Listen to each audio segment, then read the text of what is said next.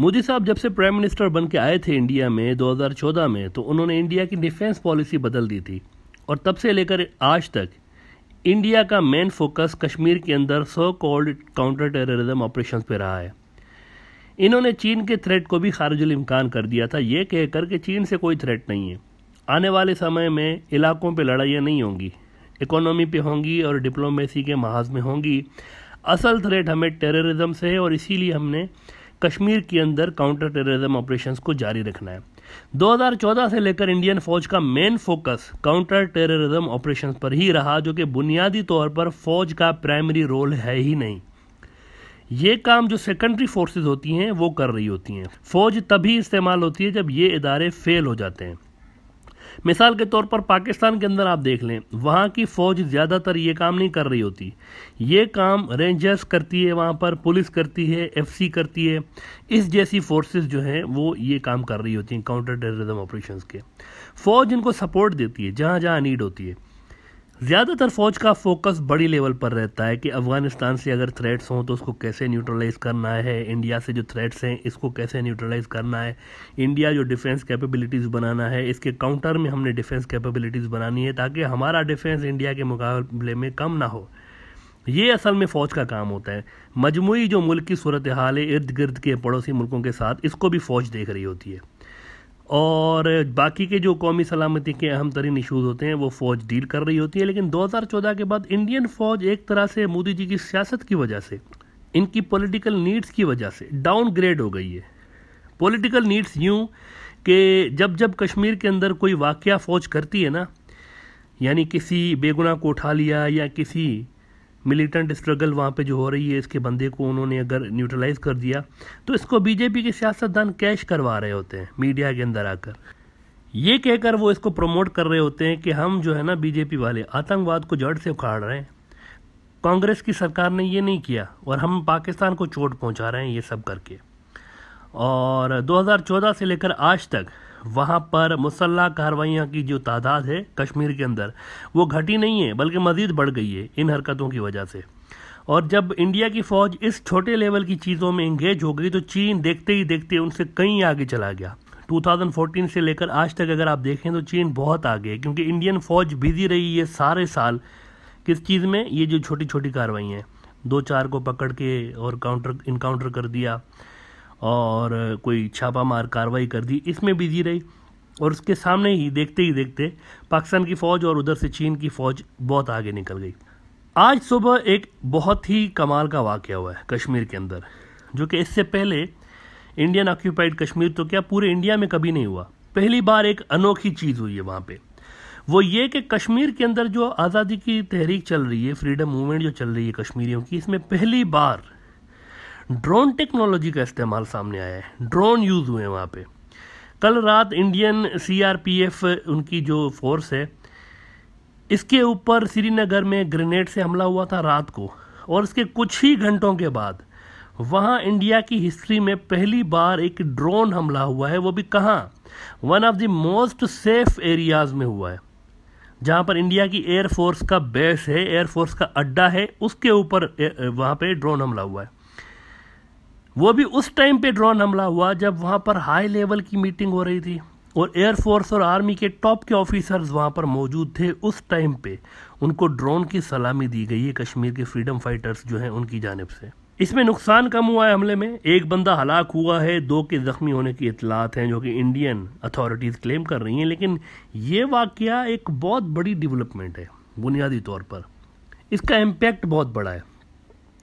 वहाँ की मिलिटेंट तंजीमों के पास ड्रोन टेक्नोलॉजी का आना और इनकी जानिब से सक्सेसफुली इसको ऑपरेट करके दिखाना, वो भी इंतहाई सिक्योर लोकेशन पे।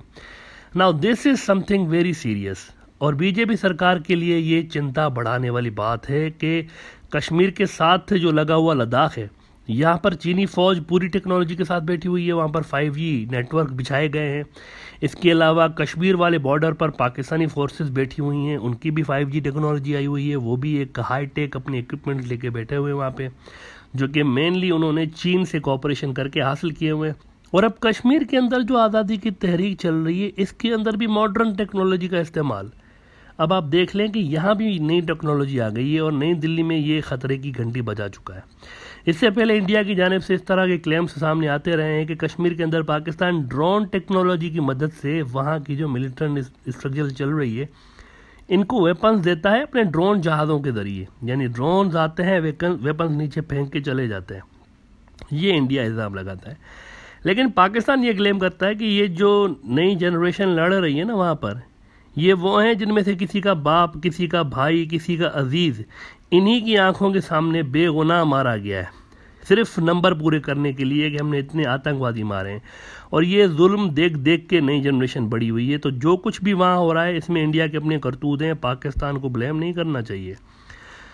अच्छा, वहाँ पर अफ़गानिस्तान के अंदर क्या हो रहा है, ये भी एक नई डेवलपमेंट्स, वहाँ पे भी बहुत कुछ हो रहा है। एक तो इधर इंडिया की फ्रंट पे हो रहा है ना, उधर भी बहुत कुछ हो रहा है।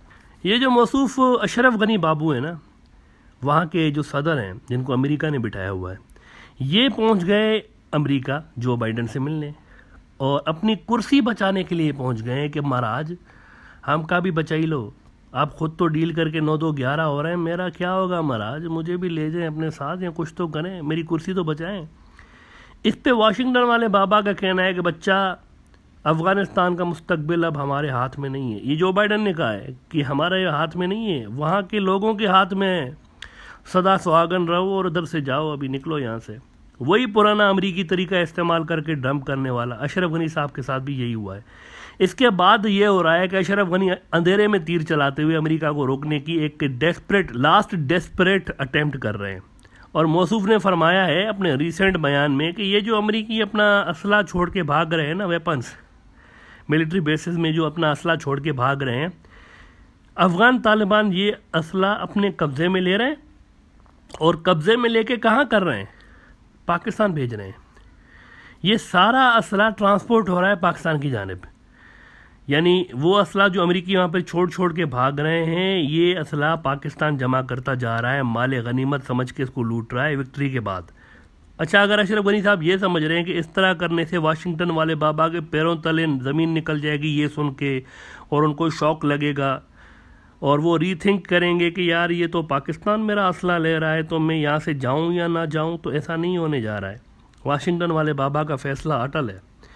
कुछ रोज़ कबल अशरफ गनी ने पाकिस्तान के टॉप सिविल और मिलिट्री लीडरशिप से मुलाकात करके इस नन्ही मुन्नी सी ख्वाहिश का इजहार किया था कि भाई देखें, मानता हूँ कि पास्ट में मुझसे गलतियाँ हुई हैं, इंडिया ने मुझे बहकाया, आपके ख़िलाफ़ यूज़ किया, इसके लिए जो हुआ उसको भूल जाएं, नया चैप्टर शुरू करें।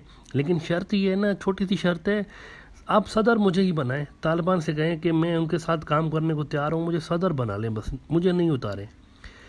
तो इस पर पाकिस्तान ने साफ साफ जवाब दिया था कि भाईजान, हम अमन के लिए फैसिलिटेटर हैं मुख्तलिफ ग्रुप्स के बीच, हम यहाँ पे कोई सरकारें बनाने या गिराने के लिए नहीं बैठे, वो आपके लोग जाने आप जाने।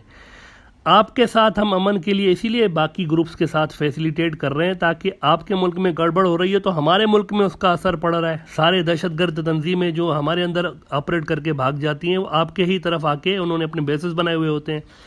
इसीलिए हम ये सब कुछ नहीं कर रहे हैं कि सरकारें बनाएं वहाँ पर। तो इसके बाद इस शख्स ने, अशरफ गनी ने, अपने नौकर से, यानी हमदुल्ला महब नाम है इनका नौकर है अशरफ गनी का, इनसे जनाब पाकिस्तान को गंदी गंदी गालियाँ पढ़वाई हैं हमदुल्ला महब साहब से। और अच्छा, ये अशरफ गनी साहब के NSA भी हैं, इनको नौकरी भी दी हुई है, इन्होंने NSA बनाया हुआ है। तो इस NSA साहब ने निहायत ही इखलाक से गिरी हुई बात की है पाकिस्तान के लिए, एक गंदी गाली इन्होंने दी है पाकिस्तान को कि पाकिस्तान ये जगह है, गंदी जगह है। और हम बता नहीं सकते कि उन्होंने लफ्ज़ क्या इस्तेमाल किया, बहुत ही बुरा लफ्ज़ उन्होंने इस्तेमाल किया। यानी जब पाकिस्तान ने अशरफ गनी साहब की बात नहीं मानी थी ना, तो उन्होंने ये करवाया है, ये मैसेज दिलवाया अपने NSA से, ये हाल है।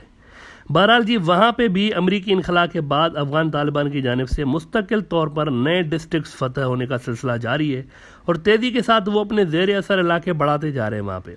लेकिन साथ ही अफ़गानिस्तान के अंदर सिविल वॉर के ख़तरे भी बढ़ चुके हैं। अब देखना ये है कि ये जो अफ़गानिस्तान के पड़ोसी हैं, अमेरिका के जाने के बाद जिनके ऊपर डायरेक्ट प्रेशर आने वाला है, रूस है, चीन है, सेंट्रल एशिया के मुल्क है और पाकिस्तान है, इनके ऊपर डायरेक्ट असर आने वाला है अगर वहाँ पे सिविल वॉर होती है, जो कि अमेरिका वहाँ पे मचाने की कोशिश करने जा रहा है। जो तालिबान के ख़िलाफ़ ग्रुप्स हैं, अमेरिका उनके ऊपर हाथ रखने जा रहा है। और इस सिविल वॉर को फिर वो BRI और चीन और इस तरह के बाकी जो मुल्क हैं इनके अंदर फैलाने की पूरी कोशिशें कर रहे हैं।